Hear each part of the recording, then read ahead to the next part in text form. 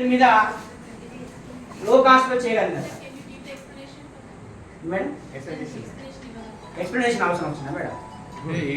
ఇక్కడ మనం ఎప్పుడైతే సౌండ్ ప్రొడ్యూస్ చేస్తామో ఆ ఫ్రీక్వెన్సీ రిలేటెడ్ గా ఈ మెంబ్రేన్ అనేది వైబ్రేట్ అవుతుంది.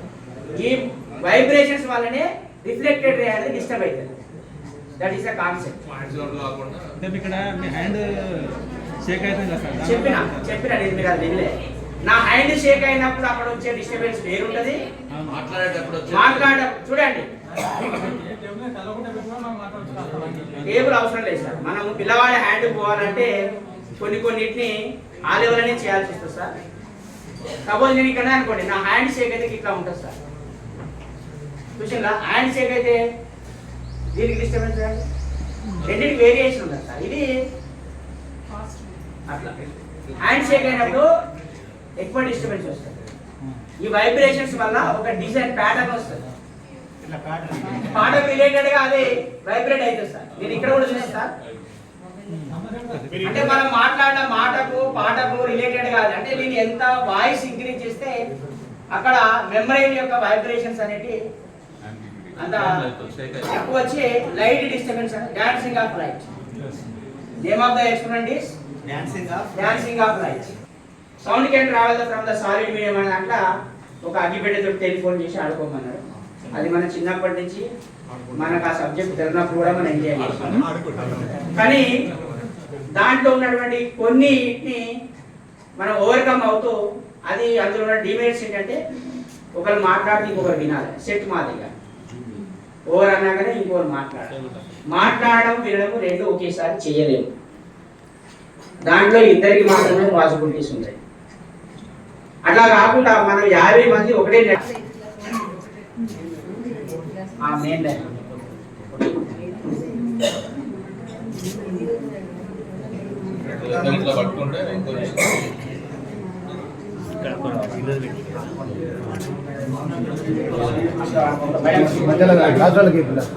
ఇది ఒక లైన్ సార్. ఇద్దరు దీంట్లో మాట్లాడుకోవచ్చు. ఒకటి మాట్లాడడానికి ఒకటి వినడానికి.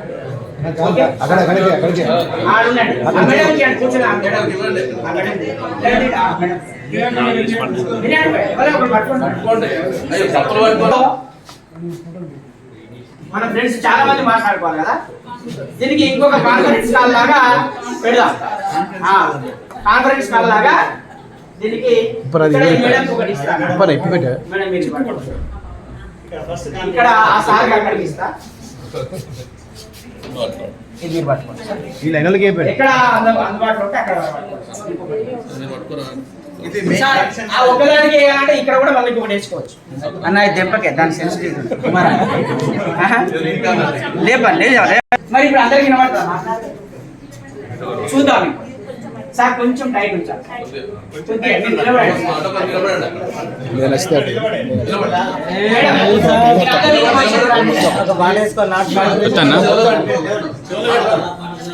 మేడం నిలబడండి. మేడం మీరు జాగ్రత్త.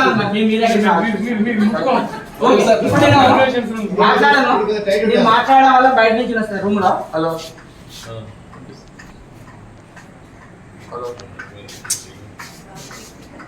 ఈ సౌండ్ మీకు అందరికి క్లారిటీ ఉందా?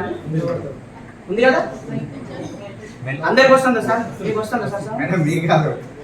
అంటే ఇంకా మనం వరకు కూడా వేసుకొని మీరు చేసుకోవచ్చు సార్. సాఫ్ట్ మెటల్ కావాలి, స్ప్రింగ్ ఉండాలి.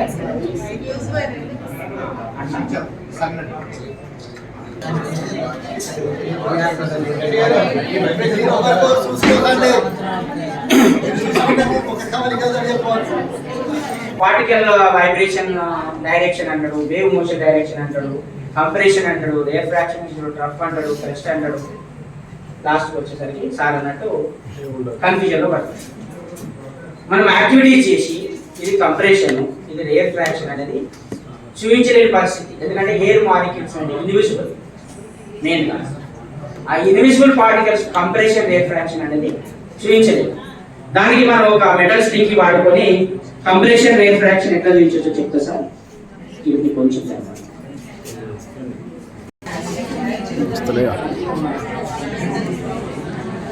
దగ్గర ఉన్న వీడియో షేర్ చేస్తే కంప్రెషన్ చూడండి. కంప్రెషన్ అనేది ఎట్లా పోతాను వేవ్ మళ్ళీ రిటర్న్ కూడా వస్తాను చూడండి.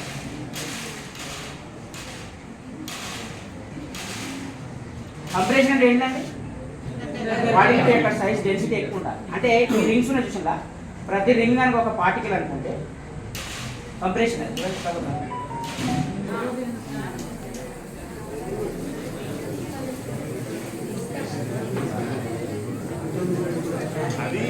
తాతో కూడా వస్తుంది కదా వస్తుంది.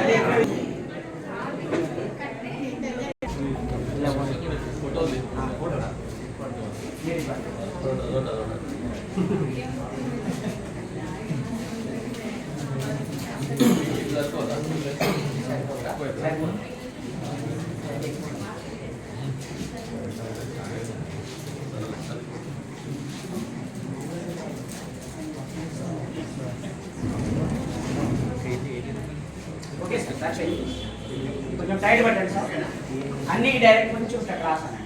నేనే కొద్దిగా సార్. ఇప్పుడు ఇవన్నీ each straw is a particle in the medium. మీడియంలో ప్రతి స్ట్రా కూడా ఒక పార్టికల్. మేడం నేను చేసినాక మీకు ఇస్తాను.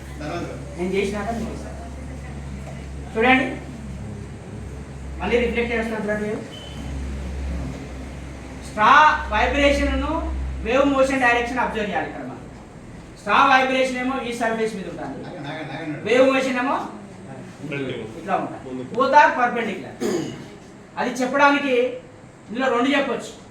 నెక్స్ట్ రిఫ్లెక్షన్ ఆఫ్ వేవ్ కూడా చెప్పొచ్చు. వేవ్ అక్కడికి పోయి ఒక పాయింట్ దగ్గర మళ్ళీ రిటర్న్ అవుతుంది. చూడండి, ఇట్లా మనము వేవ్ మోషన్ చెప్పడానికి ఈజీ మెథడ్. నేను ఇది ఎగ్జిబిట్ మోడల్ పెద్దగా చేసిన, క్లాస్ రూమ్ కాదు ఇది. చిన్న స్ట్రాలతోటి మనము సింపుల్ గా చేసుకోవచ్చు. ఉన్నది కదా సార్, ఎలక్ట్రోమాగ్నెటిక్ వేవ్ స్ట్రక్చర్ కూడా ఇట్లా చూపించుకోవచ్చు. అంటే electric wave magnetic wave perpendicular.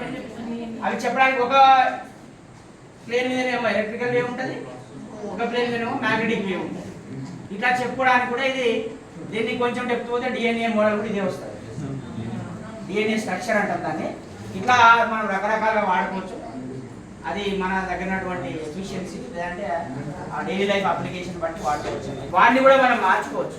For example ఇటువంటి ఒక వుడెన్ చైర్ తీసుకొని దాని మీద పిల్లవాడి కూర్చొని నిలబడమని చెప్పాడు, బెండ్ కాకుండా. కానీ వాడు ఏదైనా ట్రిక్ ఫాలో అయితే సార్ నేను నిలబడ్డా సార్ అంటాడు.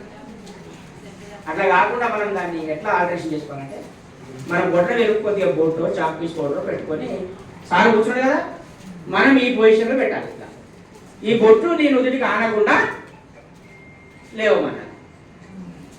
దానివల్ల పిల్లవాడికి నుంచి కాదు. అంటే వాడు మనల్ని షార్ట్ కట్లో పోవడానికి మనం కొన్ని అవాయిడ్ చేయాలి. అటువంటిప్పుడు ఏంటంటే మనకు పర్ఫెక్ట్ రిజల్ట్ వస్తుంది. కాంటెంట్ అంటే కరెక్ట్గా కాన్సెప్ట్ ఇంట్రొడ్యూస్ చేయబడుతుంది, లేదా బుక్కులు రాసి తప్పన పడుతుంది పిల్లవాడి విషయంలో. మనకు కొన్ని తెలుసు కాబట్టి మనం రైట్ అని చెప్పుకోగలుగుతాం. కానీ పిల్లవాడు లేచి నిలబడగానే నలుగురికి ఏమనిపిస్తుంది?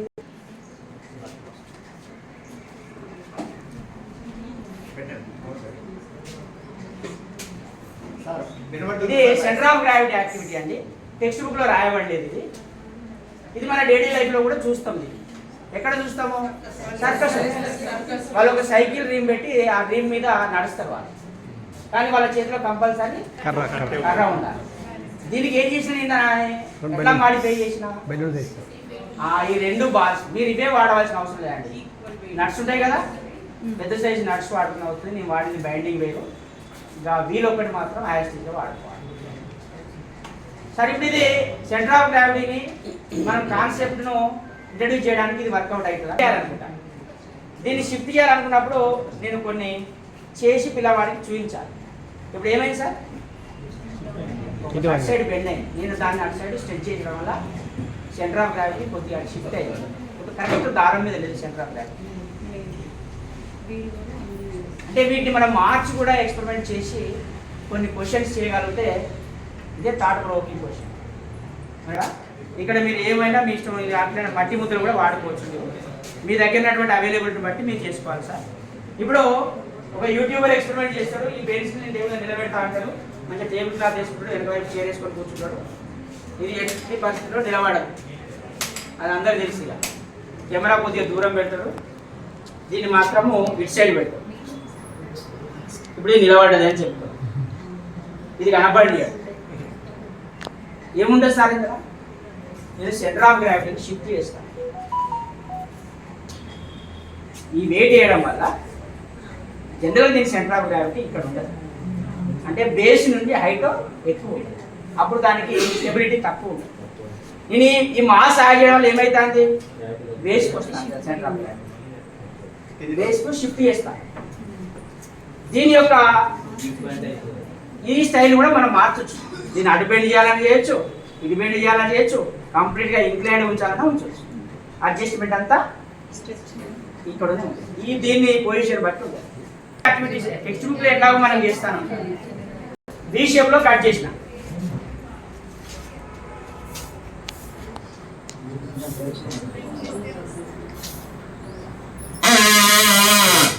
సౌండ్ వస్తుంది.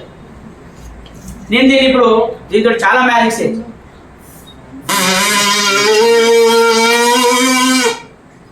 సార్, వేరే కాలం లెంత్ వేరియేషన్ అయినప్పుడు సౌండ్ వేరియేషన్ అయితే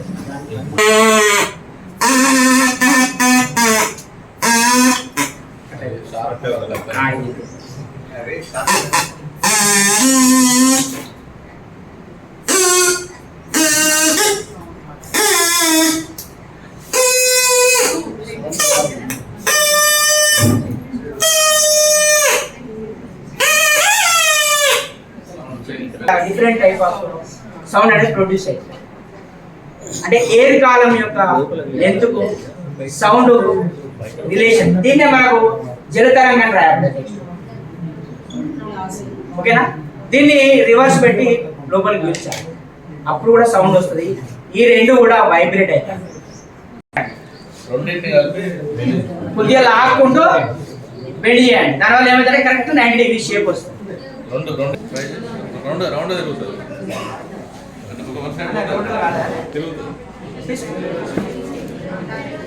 అది ఓకే వీడియో తీయాలా సార్ సూపర్ వస్తా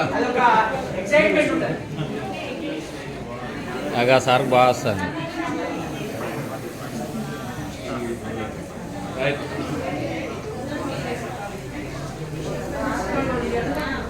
మీరు రివర్స్ చేసి ఆ చిన్న ఎండ్ మీ దగ్గర ఉన్న వాళ్ళకి ఇబ్బంది అవుతుంది. మీకు లాంగ్ ఎండ్ మీ నోట్లో ఉంటాడు, అట్లయితే ఈజీగా వస్తుంది.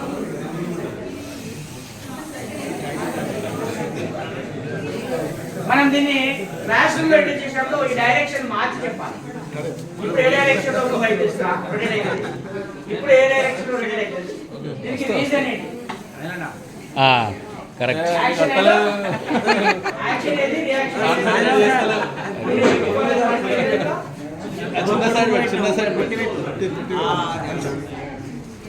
పీక చేయండి, అట్లా కట్ చేసి పీక.